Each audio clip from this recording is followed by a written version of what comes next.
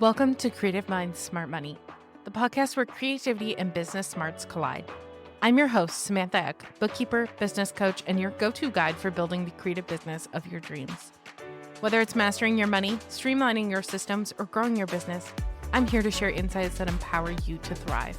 Plus, I'll be bringing in industry experts to dive into all aspects of entrepreneurship, so you can turn your passion into profit without losing your creative spark. Let's get started.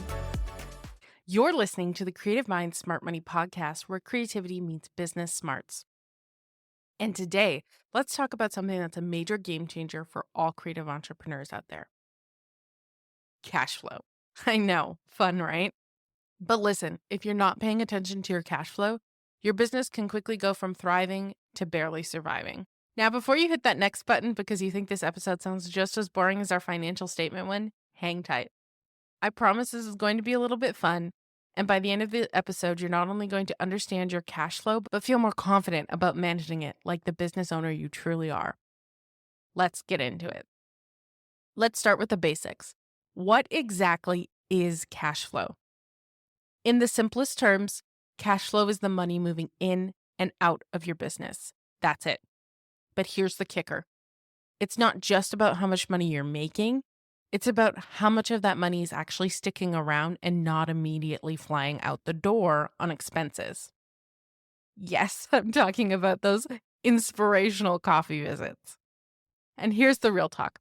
You can be making a ton of sales, invoicing clients left and right, and still find yourself broke if your cash flow isn't handled right. Yep, I said it, broke. This probably sounds familiar to what I said in that financial statement episode, but this is just as important and very similar. So why does this matter for creative entrepreneurs? Because your income tends to be inconsistent, right? We mentioned that in that last episode. We'll have 1 month where we're rolling in client payments like Beyonce, and the next month we're like, so anyone hiring a freelance creative? This is where mastering your cash flow can literally save your business. If you know how to manage the money coming in and going out, you won't panic every time things get a little slow. Now let's break down what I like to call the two sides of cash flow: cash in and cash out. Sounds simple, right? But trust me, if you're not paying attention to both, you're setting yourself up for a world of hurt. Cash in is everything you're earning: client payments, sales from your products, any passive income streams you've got going on. This is the good stuff. The stuff that makes us feel like we've got it all figured out. You know, when you see that notification pop up from Stripe and you're like, yep, that's right, I'm a boss. Or you get that little cha-ching from Honeybook and you do a little happy dance. But then there's your cash out, which is everything leaving your bank account. Think expenses, subscriptions, software, the 1,000,001 tools you think you need, but let's be real, you don't need them all. And again, let's not forget that Starbucks habit. The key to mastering cash flow is making sure you always have more coming in than going out. It seems obvious, right? But it's easier said than done, especially when unexpected expenses pop up or when those slow months hit. Now let's get into the magic of projecting your cash flow. The part that will make you feel like you've got a crystal ball for your finances.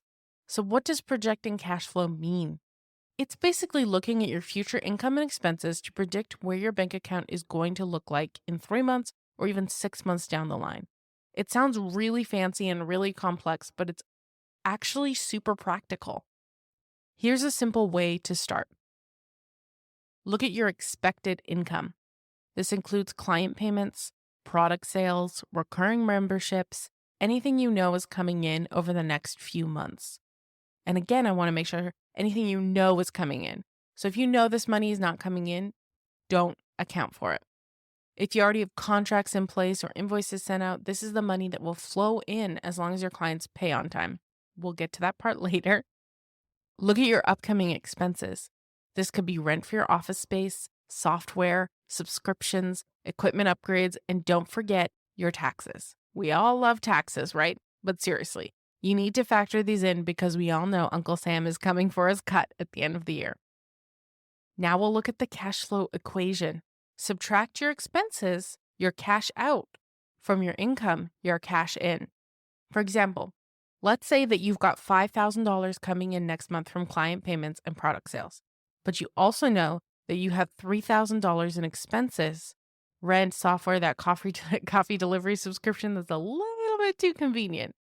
5,000 subtract 3,000 equals $2,000 in positive cash flow. Boom, you're in the green, and you know you've got some cushion for the month ahead.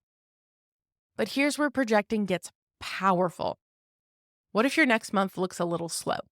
Maybe your expected income drops to $2,000, but your expenses are still $3,000. Uh-oh, now you've got a $1,000 deficit. This is the moment where you can make moves. Either cut down on expenses, get some more work, or tap into any cash reserves that you've saved. And we will talk about cash reserves at some point in this podcast, but it's important to have a cash reserve.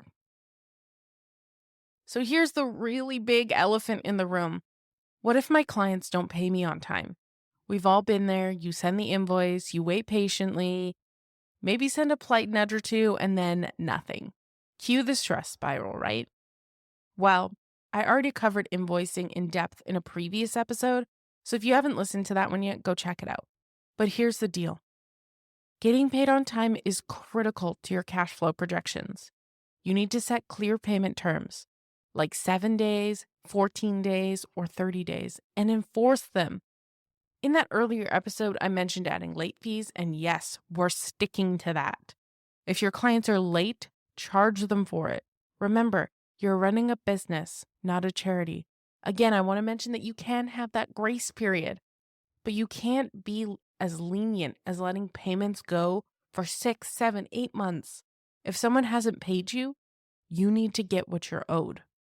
And remember, if you're a service provider who provides a service that once you hand it off and they haven't paid you, it's completely done, you need to ensure that you are getting paid before you even do the work so that that money is in your bank and you can hand off your service without feeling like you're not earning money. Make sure you're following up. Sometimes people genuinely forget, but you shouldn't be sitting there hoping they'll remember. Your cash flow depends on it. Okay, now let's talk about the reality of slow months. Because if you're a creative entrepreneur, you know this roller coaster all too well. Some months are booming and others not so much. And if you haven't projected your cash flow, those slow months can really feel like doomsday. So how do we handle this? Number 1, build a cash reserve. I'm not talking about a little financial safety net when the money's flowing in. Set some aside for when it's not. You should aim for at least 3 months of business expenses and savings. It'll give you peace of mind when work dries up a bit.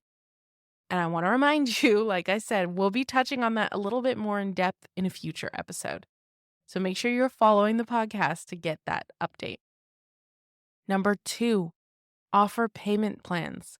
This one's a win-win. First of all, you get a steady income stream and your clients can break up their payments into manageable chunks. It smooths out your income over time and it helps you avoid that feast or famine cycle. The third thing you can do is diversify your income streams. I can't say this enough. Don't put all your eggs in one basket. If you've got client work, great. But what else can you offer? Maybe it's digital products, templates, workshops. Multiple income streams helps cushion those slow months. Now, if you've been with me for a while, you know that in our last episode where I was solo, we talked about our financial statements and building that monthly finance check-in routine. Again, whether you've got those Money Mondays or those Finance Fridays, whatever you're calling it, I'm here to tell you that tracking your cash flow needs to be added into that routine. Think of this as the next level of your financial glow up. You're already reviewing your expenses, maybe you're doing some light budgeting. Now it's time to look at that cash in versus cash out situation every single month. Take 10 minutes, and I mean literally just take 10 minutes, and look at your upcoming income, your upcoming expenses, and project what your next month is going to look like. And if it's not looking too hot, that's when you can make those decisions in advance, instead of scrambling when your bank account has a negative number in it. Okay, as we reach the end of the episode, let's recap what we've learned today. Cash flow is the main money moving in and out of your business, and you need to be in control of it. To project your cash flow, look at your upcoming income and expenses and plan ahead. If clients aren't paying on time, revisit our invoicing episode for tips on setting boundaries and enforcing payment terms. When slow months hit, lean on your cash reserves, offer payment plans, and diversify your income.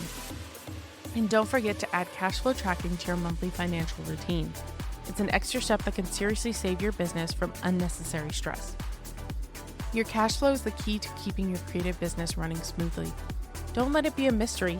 Get on top of it and stay on top of it. You've got this.